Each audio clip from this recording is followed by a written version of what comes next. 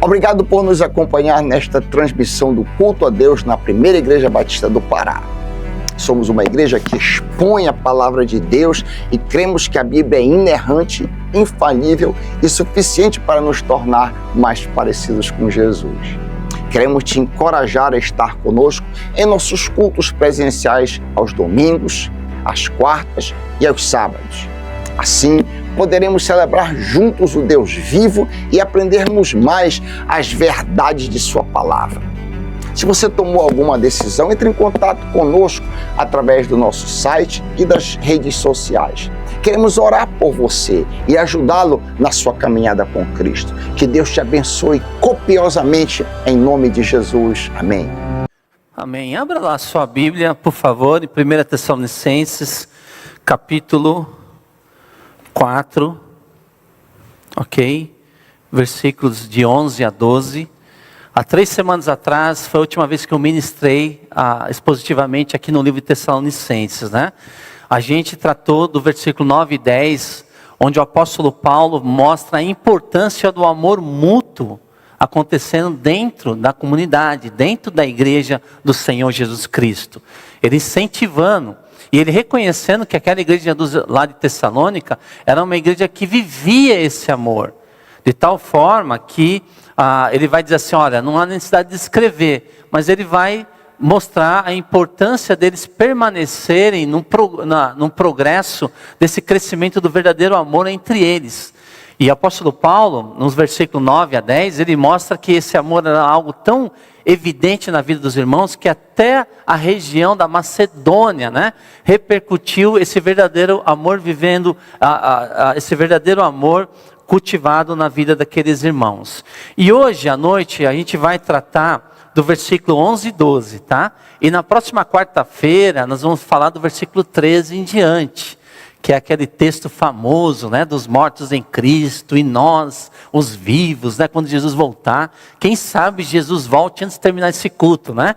Mas eu estou na expectativa da próxima quarta-feira, porque é um texto bastante importante para a fé cristã, tá bom? Mas a gente vai tratar ainda essa parte aqui importante, que o Evangelho, ele não só apenas desenvolve o verdadeiro amor de nós para com Deus, mas também uns para com os outros. E também muda o perfil, né, a conduta de um cristão. E aqui nós vamos ver, tá, claramente, em 1 Tessalonicenses capítulo 4, de 11 a 12, esse texto escrito pelo apóstolo Paulo para aquela cidade de Tessalônica, né, onde era uma cidade onde ele plantou uma igreja, e a maioria dos membros daquela igreja vinha de uma classe trabalhadora, tá, no dia a dia ali. E o que a gente percebe nesse versículo 11 e 12 que a gente vai estar compartilhando aqui com vocês? Veja, o contexto histórico aqui é importante. Por quê, meus irmãos? Logo que o apóstolo Paulo plantou essa igreja, ele teve que ir para Corinto. Por quê? Porque ele foi, em Atos, vai mostrar que ele foi assim, tirado praticamente à força. Ele teve que sair de Tessalônica. Aí ele passa em Atenas, vai para Corinto, recebe informações e ele escreve essa carta para orientar os irmãos. Por quê? Porque na cidade de Tessalônica, aqueles irmãos estavam tão imersos na fé cristã e eles tinham aquela expectativa que Jesus voltasse o quanto antes. Então assim, o chamado parousia, né? A volta de Jesus, a segunda vinda gloriosa de Cristo Jesus. A tal ponto que a gente vai ver a semana que vem, que o próprio apóstolo Paulo tinha expectativa que acontecesse na sua época. Esse retorno glorioso de Cristo Jesus. Só que no meio daqueles cristãos de Tessalônica, criou-se alguns membros adquiriram uma postura que não estava sendo correta. Qual postura? Já que Jesus vai voltar, então para que trabalhar? Né? Paulo vai tratar especificamente isso no 2 Tessalonicenses capítulo 3. Mas aqui ele já dá uma alfinetada, tá? Porque algumas pessoas começaram a cruzar o braço, viver na dependência dos demais e não queriam mais o que trabalhar, se envolver, estar inserido na sociedade e fazer diferença naquela cidade. Então o apóstolo Paulo aqui, né, veja meus irmãos, ele estava, Paulo aqui ensina que a vida cristã madura é profundamente espiritual e ao mesmo tempo profundamente social, relacional e também prático, tá? Então vamos conversar rapidamente, o tema é justamente o que está exposto aí, tá? Uma vida que testemunha o Evangelho. Vamos lá, 1 Tessalonicenses capítulo 4, eu vou ler do versículo 11, um pouquinho o contexto adiante, e a gente vai logo para o verso 11 e 12, tá? Mas vamos lá para o verso 9. Quanto ao amor fraternal, não precisamos escrever, pois vocês mesmos já foram ensinados por Deus a se amarem uns aos outros. E de fato vocês amam todos os irmãos em toda a Macedônia. Contudo, irmãos, insistimos com vocês que cada vez mais assim procedam. Verso 11, esforcem-se para ter uma vida tranquila, cuidar dos seus próprios negócios e trabalhar com as próprias mãos, como nós os instruímos, a fim de que andem decentemente aos olhos dos que são de fora e não dependam de ninguém. Então até aqui a leitura da palavra do Senhor, tá? Como foi falado, a ideia desse tema principal aqui, é uma vida que testemunha do valor, da preciosidade do Evangelho. Então, primeiro, irmãos, é uma vida que revela maturidade espiritual. Olha só no verso 11a, esforcem-se para ter uma vida tranquila. A frase aqui, esforcem-se para ter uma vida tranquila, é uma palavra forte no texto original. Paulo está dizendo, tenham a ambição de viverem em paz, de viverem uma vida tranquila, de viverem uma vida sossegados. Em um mundo que nos ensina a ser ambiciosos por fama, poder e reconhecimento, a ambição cristã é pela paz, é pela vida tranquila. Paulo nos manda sermos ambiciosos por uma vida tranquila. E a raiz dessa palavra, ela tem ideia de ser uma pessoa realmente ambiciosa. Desejar ardentemente uma vida tranquila. E uma vida tranquila aqui não significa ser preguiçoso ou apático. Significa sim ser pacífico, né? Não ser um intrometido. É a ambição de não causar problemas, de não viver em agitação ou fofoca. Uma atitude que vem da confiança em Deus. E Paulo vai mostrar que é necessário o quê? Se esforçar para buscar essa vida tranquila. Não é à toa que Paulo lá em Romanos capítulo 12, versículo 17, olha o que ele vai dizer, Paulo lá em Romanos 12, 17 e 18. Não torneis a ninguém mal por mal, esforçai-vos por fazer o bem perante todos os homens. Se possível, quando depender de vós, tende paz com todos os homens. Não é à toa que algumas traduções da Bíblia vai dizer, esforcem-se para ter paz com todos. E aqui em Romanos, mostrando que a identidade do cristão é justamente essa. De fazer parte de soluções, de tentar de todas as formas promover a verdadeira paz que há em Cristo Jesus. Por isso que ele vai mostrar no versículo 18 de Romanos 12, se possível, quando depender de vós, tende paz com todos os homens. Eventualmente isso não é possível, mas a maioria das vezes é possível nós promovermos a paz diante das pessoas que nos cercam. Lá em 1 Timóteo, capítulo 2, versículo 2, né? Paulo assim incentivando a gente a orar pelas nossas autoridades. E lá no verso 2 ele vai dizer o seguinte, para que tenhamos uma vida quieta e sossegada em toda piedade e honestidade. Ou seja, uma vida tranquila. A nossa oração, pela perspectiva do apóstolo Paulo, né? Que nós podemos orar diante de Deus pedindo para que Ele venha dar sabedoria para homens e mulheres, justamente para autoridades instituídas em nosso mundo, para que a gente tenha uma vida mais sossegada, mais tranquila. Então, meus irmãos, nós vamos ver ali que isso faz parte de uma vida que revela maturidade espiritual.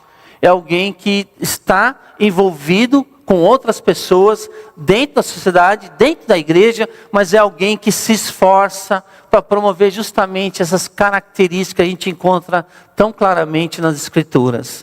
Lá em Provérbios, capítulo 17, verso 1, diz assim, olha lá Provérbios 17, verso 1 na sua Bíblia. Melhor é um bocado seco e com ele a tranquilidade do que a casa cheia de iguarias e com desavenças, né? Ou seja, o próprio autor de Provérbios, aqui Salomão, mostrando a importância, né? de ter um ambiente adequado, de harmonia, de paz, de mais tranquilidade, né?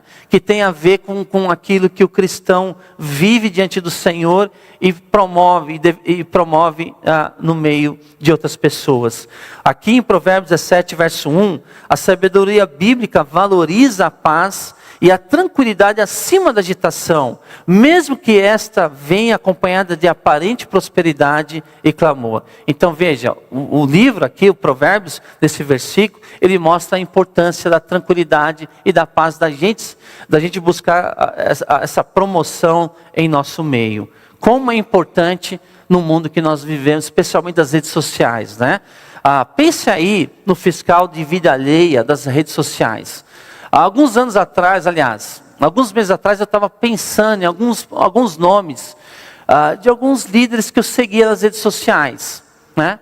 Aí eu percebi claramente, eu sei que tem muita gente boa que você deve seguir. Homens e mulheres de Deus que não estão lá para aumentar o número de seguidores, não estão lá para ganhar mais likes, não, são homens e mulheres que estão lá para refletir a verdade da palavra do Senhor. Mas também, ao longo dos anos, eu percebi que algumas pessoas que de repente começaram tão bem, né, nas redes sociais, e aí de repente acaba se perdendo, né? Se perdendo em todas as discussões, pessoas que querem saber da vida de todos, que são especialistas em todas as áreas, mas quando você vai observar, nitidamente o distanciamento que essas pessoas estão tendo à luz das Escrituras. E quando olhamos, Paulo mostra que a ambição do crente deve ser o oposto: focar na própria vida, cultivar a paz e ser um agente de estabilidade e não de caos. Exemplo, como um lago tranquilo reflete o céu, um coração em paz reflete quem? Cristo. Então veja, alguém que está centrado em Jesus, ele reflete essa tranquilidade, essa paz. Eu lembro quando eu estava no seminário em Atibaia estudando, e dentro do seminário existe um grande lago. Em vários momentos eu ia naquele lago fazer o quê? Devocional. Principalmente ao não nascer do sol e às vezes no pôr do sol. E que coisa linda, aquele lago enorme, calmo, refletindo às vezes o nascer do sol, às vezes refletindo aquela lua maravilhosa, linda. É a mesma forma, quando o nosso coração está quieto e nutrido no Senhor, a gente vai refletir o quê? Essa característica tão especial que Deus nos dá. Mas olha, quando o lago está agitado, a imagem se distorce, assim é o cristão inquieto, murmurador ou envolvido em tantas contendas. Por isso que o apóstolo Paulo, ele incentiva: esforcem-se para ter uma vida tranquila. Ou, como foi falado aqui em algumas traduções, ter uma vida de paz. Paz com Deus, paz com os outros. Esse promotor da verdadeira paz que o Senhor nos chama. Então, meus irmãos, olha só. Nosso lar deve ser um ambiente para isso. A nossa vida, nosso lar deve ser um ambiente de refúgio, não de agitação. Isso se aplica a como lidamos com, exemplo, fofoca, tretas da internet, assim por diante. O crente pacífico é aquele que promove a unidade, que ouve mais do que fala e que se recusa a participar de intrigas. Ele não se intromete, ele serve, ele se esforça para ter o quê? Uma vida tranquila, uma vida em paz, né? Com seu semelhante e também com o Senhor. Então, queridos, olha só, essa paz interior não é passividade. Paulo nos conduz agora para uma expressão prática dessa vida tranquila, a responsabilidade pessoal. Então, o que a gente vai perceber aqui na parte B do versículo, né? Com esse tema, uma vida que testemunha o Evangelho. É uma vida que revela a maturidade espiritual. Segundo, é uma vida que revela o próprio Evangelho no dia a dia. Veja lá no 11b, esforçam-se para ter uma vida tranquila, cuidar dos seus próprios negócios. Né? Não sei como está exatamente a tradução da sua Bíblia, mas essa expressão grega, cuidar dos seus próprios negócios, é um golpe direto contra a intromissão de assuntos que às vezes não diz respeito à vida de um cristão. E Paulo aqui está orientando aquela recém-igreja plantada lá em Tessalônica. Por quê? Porque o cristão transita em algumas esferas de responsabilidade que Deus lhe deu.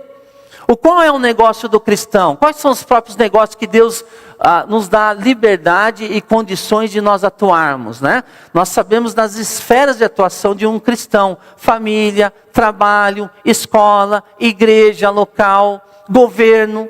Então a atuação cristã nessas áreas deve refletir a fé e o testemunho de quem vive em comunhão com o Senhor. Então, cuidar dos seus próprios negócios, que nem para todos nós, Deus deu graus diferentes de responsabilidade. Mas, diante dessas responsabilidades da família, na escola, no governo, na sociedade, né, na igreja, precisamos o quê? Saber cuidar bem daquilo que Deus coloca em nossas mãos. Então veja, a atuação cristã nessas áreas deve refletir a fé e o testemunho de quem vive em plena comunhão com o Senhor. Exemplo, família. O cristianismo deve ser vivido no âmbito familiar. Por isso que família é a ideia do Senhor. E cada um cumpre um papel que Deus estabeleceu. Não precisamos ouvir especialistas aí fora que muitas vezes destoam das verdades eternas do Senhor em relação à família. Então, dentro do arcabouço familiar, existem papéis diferentes do marido, da esposa, dos filhos e assim por diante. Nós devemos também refletir a fé e o testemunho dentro do Estado. A relação dos cristãos com o governo, o Estado é de obediência ao governo, mas sem idolatria ao Estado, seja de que vertente for. Não devemos lealdade 100%, né? Mas devemos sim orar, buscar a Deus, pedir que Deus transforme esses homens e mulheres revestidos de autoridade para que eles temam a verdade do Evangelho e as Escrituras. Nós vamos ver também uma outra esfera que devemos cuidar de forma carinhosa, é a questão da igreja. A igreja é o corpo de Cristo, que atua em comunidade. Então nós vamos valorizar o quê? Também essa área que diz respeito aos nossos próprios interesses, né? Importante aqui, porque na igreja vivemos a realidade da interdependência. Na igreja, eu preciso de você e você precisa de mim. Não é de dependência, 100% dependente. Nós somos dependentes 100% do Senhor, tá? Também não é independência. Eu vivo a minha vida do jeito que eu quero e eu não presto contas a ninguém, muito menos a igreja. Isso não existe um cristão independente de uma igreja, do corpo de Cristo. Mas interdependência, a importância de nós cultivarmos esse relacionamento de interdependência uns com os outros. E nós vamos ver também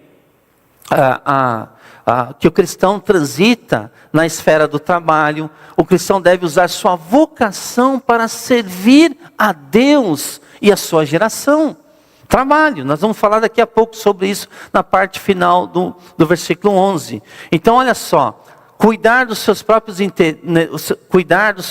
negócios, né, é um ato de amor, pois promove a paz em qualquer ambiente. Paulo também aqui combate o espírito de ociosidade e curiosidade alheia, como eu comentei aqui em 2 Tessalonicenses 3:11, né? Muitos irmãos, olha lá em 2 Tessalonicenses 3, versículo 11, olha o que ele diz ali. Pois de fato estamos informados de que entre vós há pessoas que andam desordenadamente, não trabalhando, antes se intromete na vida alheia. Então o apóstolo Paulo aqui, ele combate, né, essa atitude. Ou seja, é importante nós liderarmos bem a nossa vida, tá, os nossos negócios, porque vamos prestar conta diante do Senhor. 1 de Pedro, capítulo 4, verso 15, o apóstolo Pedro vai dizer o seguinte: nenhum de vós sofra, olha lá, como ladrão, como assassino, como malfeitor. E ele vai encerrar o versículo 15 do capítulo 4 de 1 de Pedro: nenhum de vós sofra como intrometido nos negócios alheios. Porque Pedro, como o apóstolo Paulo, eles sabiam da tendência, Deus sabia da tendência do ser humano de repente começar a inspecionar muito o fruto do outro e esquecer da sua própria vida. Claro que nós temos corresponsabilidade, né? Não somos como Caim, que não prestou conta do seu irmão quando Deus perguntou acerca de Abel. Não, nós vamos ter interesse genuíno pelo bem-estar das pessoas nas quais temos relacionamento, tá bom? Então, isso também é louvável diante do Senhor. Olha só, essa importância de cuidar dos seus próprios negócios. Talvez eu poderia ilustrar, né, um coral, né? Cada voz tem a sua parte. Eu jamais, quando se fala de coral, eu sei que nós temos cantatas aí, importante de Páscoa, né, do Natal, como é importante, né? Eu não me candidato a nunca cantar no coral, porque, irmãos, eu já me convenci que eu sou um desastre, né? Eu acho que o meu caso, talvez do pastor Raik, é um caso perdido, né? Pior, muito pior, estou à luz do pastor Raik, eu sou muito desafinado. Mas pense num coral, cada voz tem a sua parte. Se um cantor tenta cantar a parte do outro, o resultado é desarmonia. Assim é cuidar dos seus próprios negócios. Cada pessoa tem um papel a desempenhar. Quando cuidamos do que Deus nos confiou, a harmonia floresce. Por isso que o apóstolo Paulo vai alertar aquela igreja da importância de cada um cuidar dos seus próprios negócios. E nessas esferas de atuações da família, da igreja, do trabalho, da escola e assim por diante. Então, queridos, Deus nos chama a servir com alegria e não desperdiçar tempo com comparações ou críticas. Um cristão saudável busca permanecer no foco e no propósito dado por Deus. Esse é o objetivo. Deus está escrevendo a história da nossa vida. E o alvo, o foco, é Ele que estabelece para o nosso crescimento e louvor da glória dEle. Então, Paulo vai ainda mais fundo, o apóstolo Paulo.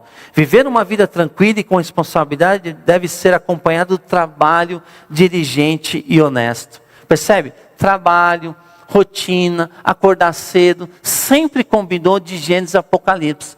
Inclusive, quando Jesus voltar e nos levar para as regiões celestiais, e eternamente estaremos com Ele ali, nós vamos também ter atribuições, tarefas. Claro que isso não vai gerar preguiça, né? Não vai gerar comparações, desânimo, assim por diante. Mas trabalho sempre combinou com o perfil do nosso Deus. Então veja, uma vida que testemunha o Evangelho é uma vida que revela a maturidade espiritual, é uma vida que revela o próprio Evangelho, e também, irmãos, no terceiro aqui, ponto, é uma vida que glorifica a Deus no trabalho. Olha só que Paulo vai colocar lá no 11, no versículo 11. Esforçam-se para ter uma vida tranquila, cuidar dos seus próprios negócios e trabalhar com as próprias mãos, como nós os instruímos. Ele vai falar mais isso em 2 Tessalonicenses. Mas aqui, como eu falei, ele já dá um pequeno flash da importância, tá? E o verbo trabalhar aqui aparece no presente contínuo, indicando que é uma atividade constante. Era algo esperado de quem tem a marca do Cordeiro, de quem foi resgatado do mundo das trevas e transportado para a luz de Cristo Jesus. Então, quando Paulo escreve essa carta, na cultura grega romana, o trabalho manual, especialmente o físico ou braçal, era frequentemente desprezado pela elite por razões filosóficas, sociais e econômicas. Sabia disso? Então veja, não era algo bem visto o trabalho braçal, o trabalho físico, por questões filosóficas, sociais e econômicas. Eis as principais, que nem a visão filosófica grega, o ideal da contemplação.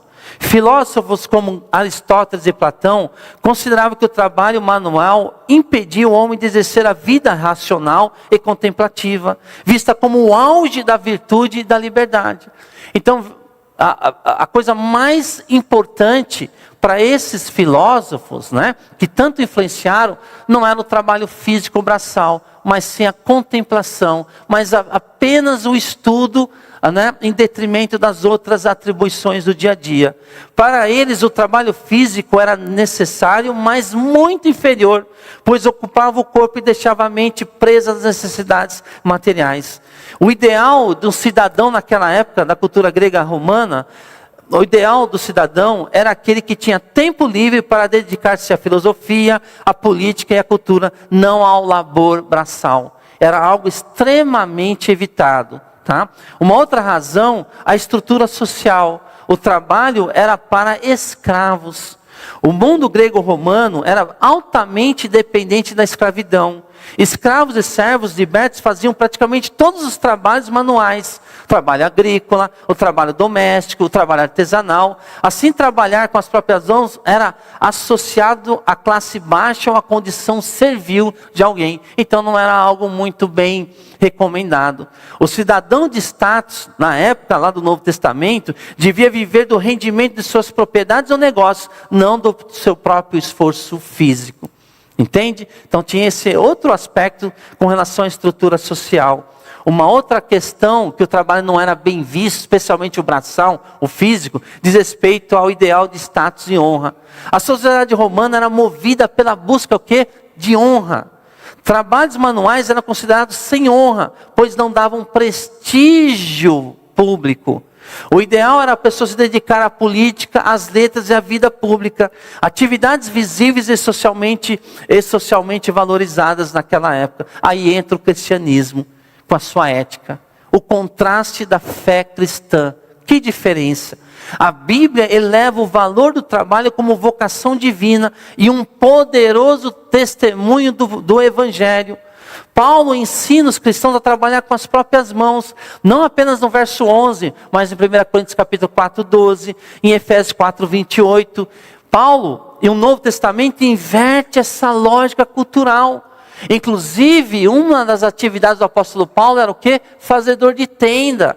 Ele sendo um grande mestre, um grande rabi, um cara de pleno conhecimento, pessoa bastante assim, já conhecida só, porque ele fez muitas vezes para não se tornar pesado, diante da realidade de plantar novas igrejas, ele ia fazer tendas. Para a sociedade grego-romana, isso era muito mal visto. Então nós vamos ver que no Novo Testamento, para o cristão, o trabalho manual é expressão de serviço a Deus e ao próximo, e ato de dignidade e não de inferioridade. O trabalho testemunha o Evangelho, mostrando uma fé prática e honesta diante dos de fora. Olha que coisa linda. Eu gosto muito de Efésios 4, 28. Porque nos 3 primeiros capítulos, o apóstolo Paulo vai mostrar a nossa identidade em Cristo. Que reflete o quê? A partir do capítulo 4, a nossa conduta. E lá no versículo 28, olha o que o apóstolo Paulo vai dizer. Aquele que furtava, não furte mais. Antes trabalhe, fazendo com as mãos o que é bom, para que tenha com que acudir ao necessitado. Olha a valorização do trabalho aqui. Entende? Não existe desculpa. Por mais que às vezes a nossa sociedade tenta vitimizar, né, alguns segmentos. É permitido roubar um celular, coitado. Né? Infelizmente é consequência da sociedade. Não, para um cristão, ele não vive debaixo dessa consequência. Pelo contrário. Paulo vai dizer assim, aquele que furtava, não furte mais. Por quê? Antes trabalhe, mas como? Esse Deus poderoso abre portas aonde parece não haver uma, para suprir as suas necessidades. Inclusive não só as suas necessidades. Olha só, fazendo com as mãos o que é bom para que tenha com que acudir. Não só a sua vida, mas aos demais. Percebe? O Evangelho inverte algumas ideologias que muitas vezes o cristão vai, abraçando sem pensar biblicamente. E é interessante que conta-se que Martinho Lutero disse o seguinte: o leigo que varre o chão com fidelidade glorifica a Deus tanto quanto o pregador que anuncia a palavra. Olha que sabedoria, na colocação de Martinho Lutero, já que a gente comemorou os 508 anos da Reforma, alguns dias atrás, né? Então, vamos pensar nesse reformador, nessa fala dele. O leigo que vai ao chão com fidelidade, glorifica a Deus tanto quanto o pregador que anuncia a palavra, o evangelho. Né? Umas 2, 3 horas da tarde tinha gente limpando aqui, passando o quê? A vassoura, o aspirador em pó, né? Com alegria. Para quem não conhece o Fábio, né? Um dos que trabalha aqui, você vê o que ele faz com alegria. Talvez ele entendeu que não é para a igreja, não é para o pastor Raik, não é para você, mas é para o Senhor. Para o Senhor. Então Martinho Lutero tem razão, o leigo que vai ao chão, né, com fidelidade glorifica a Deus tanto quanto o pregador que anuncia a palavra. Aliás, o evangelho não separa o sagrado do secular. Tudo que fazemos é para o Senhor, não existe a dicotomia, é sagrado, é secular, não. Inclusive o apóstolo Paulo vai dizer em Colossenses 3:23, tudo quanto fizerdes, fazei-o de todo o coração, como para o Senhor e não para homens, cientes de que recebereis do Senhor a recompensa da herança, a Cristo Senhor é que estáis servindo, entende? É que estáis servindo é ao Senhor.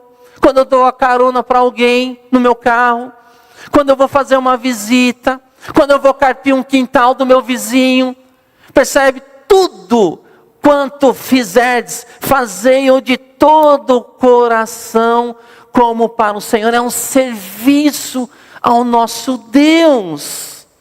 E é interessante, queridos, olha só, é digno de nota a observação de John Stott.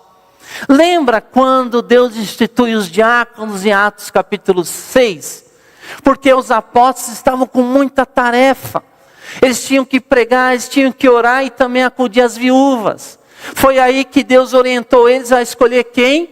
Os diáconos, os 7 primeiros diáconos que foram escolhidos. Os mais famosos é o diácono Estevão e Filipe. Mas olha só, abra lá em Atos capítulo 6, verso 2, por favor. Porque realmente é digno de nota a observação de John Stott. A obra dos 12 e a obra dos 7 são igualmente chamadas de diaconia, sabia? De serviço. E isso certamente é intencional. O Espírito Santo intencionou que isso acontecesse. Olha lá em Atos 6, verso 2. Olha o que diz a palavra. Então os 12 convocaram a comunidade dos discípulos e disseram: não é razoável que nós abandonemos a palavra de Deus para servir. A palavra aqui é diaconia, as mesas. Verso 3, mas irmãos, escolhei dentre vós 7 homens de boa reputação, cheios do Espírito Santo e de sabedoria, as quais encarregaremos desse serviço. E quanto a nós consagraremos a oração e a diaconia, e ao ministério. A palavra aqui é diaconia da palavra. Percebe? A primeira então é a diaconia da palavra, ou trabalho pastoral. A segunda é a diaconia junto às mesas, no verso 2. Ou trabalho social, ou trabalho de assistência. Nenhum ministério é superior ao outro. Pelo contrário, ambos são ministérios cristãos. Ou seja, meios de servir a Deus e ao povo de Deus. Ambos exigem o quê? Pessoas espirituais. Não é disso que o texto mostra? Escolhei entre vós homem cheio do Espírito Santo, homens de fé, de bom testemunho, para exercer essa diaconia. E ambos podem ser ministérios cristãos de tempo parcial ou integral, né? A única diferença está na forma que cada ministério assume, exigindo dons e chamados diferentes. Mas isso tem a ver com o serviço, com o trabalho. Aquilo que você faz é para o Senhor, então não passa despercebido diante desse Deus todo-poderoso, o Deus que nós servimos, o Deus que nós servimos. Então, meus irmãos, olha só, um trabalho honesto evita dependência e escândalo, e produz testemunho poderoso diante dos de fora. Crentes que trabalham com excelência mostram ao mundo que Cristo transforma o caráter e o modo de viver. Igrejas que incentivam ética, responsabilidade de serviço, formam discípulos respeitados na sociedade. Então, Paulo encerra esse trecho mostrando que o testemunho cristão não depende apenas de palavras, mas de modo como vivemos, nos relacionamos e trabalhamos. E ele vai encerrar com o versículo 12 aqui, olha só. Capítulo 4, verso 12. De modo que vos porteis com dignidade para com os de fora, e de nada venhais a precisar. Né? Algumas traduções dizem, a fim de que andem decentemente aos olhos dos que são de fora. Então Paulo diz que os crentes devem viver de tal modo que aos olhos de fora, a sua conduta seja vista como honrosa, decente e coerente com o Evangelho. Em outras palavras, a fé que professamos deve gerar uma forma de viver que desperte respeito e credibilidade, até mesmo entre os não cristãos. Paulo está falando, você está sendo observado no trânsito, né? Na sua casa, no seu trabalho. E ele fala que isso tem a capacidade de instigar a curiosidade. Inclusive a atenção daqueles que não conhecem a Jesus. Que não experimentaram do amor de Jesus Cristo. Então, meus irmãos, a fé que professamos deve gerar uma forma de vida que desperte respeito e credibilidade até mesmo entre os não cristãos. Né? E a gente ouve muitas vezes testemunhos de que a vida autêntica daquele cristão falou tão alto que fez com que o distanciamento fosse encurtado e a pessoa, né, falasse assim, olha, há algo diferente, o que você tem diferente que eu não consigo encontrar em nenhum lugar? E aí aquele cristão fala, a diferença, esse algo diferente é alguém, é Jesus Cristo, o Salvador. Por isso que Paulo, inclusive, vai dizer em Colossenses 4:5, andai com sabedoria para com os que são de fora. Percebe? Ou seja, o mundo tem o direito de bisbilhotar a nossa vida, as nossas redes sociais. O cristão vive diante desse grande Big Brother mesmo, né? Desculpa a expressão, não assisto, não recomendo assistir, mas é isso. Você é uma pessoa que está sendo notada. A forma como você age. E Paulo vai dizer, andai com sabedoria para com os que são de fora.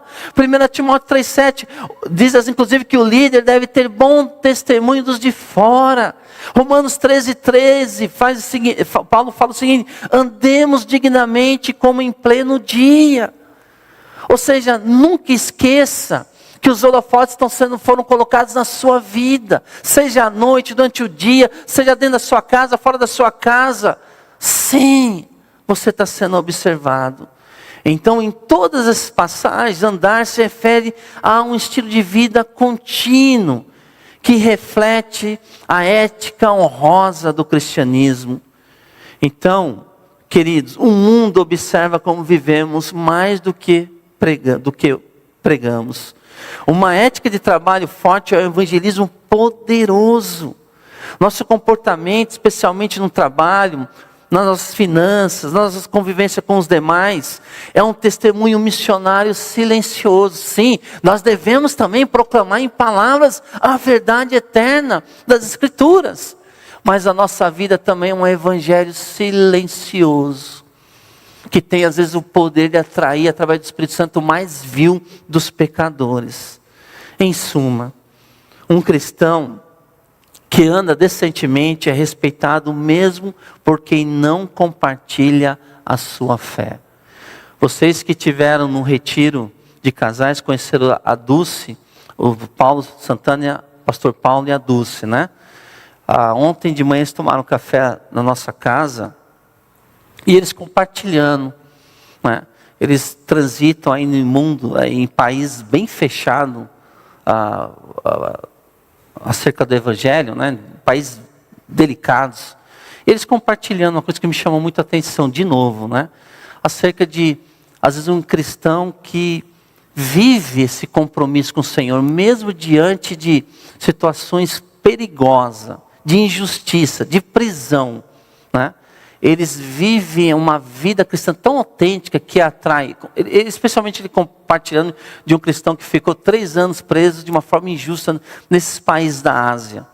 E a vida desse homem, mesmo proibido de falar o evangelho, atraía soldados, atraía outros presidiários a buscar uma resposta, porque a vida desse homem refletia Jesus Cristo. E ele, Deus usou ele grandemente durante os 3 anos para, inclusive, plantar uma igreja dentro da prisão. Percebe o quanto é necessário o nosso testemunho falar alto acerca da nossa fé em Jesus Cristo. Então, meus irmãos, para concluir, a vida cristã prática é um culto contínuo fora do templo. Viver em paz, cuidar das próprias responsabilidades e trabalhar com dedicação é uma forma de adorar a Deus com as mãos, o coração e o caráter. Como está, aí vem a pergunta, como está meu testemunho lá fora? As pessoas veem em minha vida diária o reflexo de alguém transformado pelo Evangelho? O Evangelho transforma todas as áreas da minha caminhada cristã, deveria, E às vezes eu me pego tendo algumas resistências, eu tenho que correr para o meu Salvador, para a sua graça, e dizer, me ajuda, para que o Senhor seja exaltado e glorificado. E o apóstolo Paulo aqui, ele vai justamente nessa área, mostrando que uma vida que testemunha o Evangelho é uma vida que revela a maturidade espiritual, é uma vida que revela o próprio Evangelho no dia a dia, é uma vida que glorifica a Deus, inclusive, no último versículo aqui no trabalho. Que Deus nos ajude a vivermos dia a dia essa realidade. Amém, meus irmãos?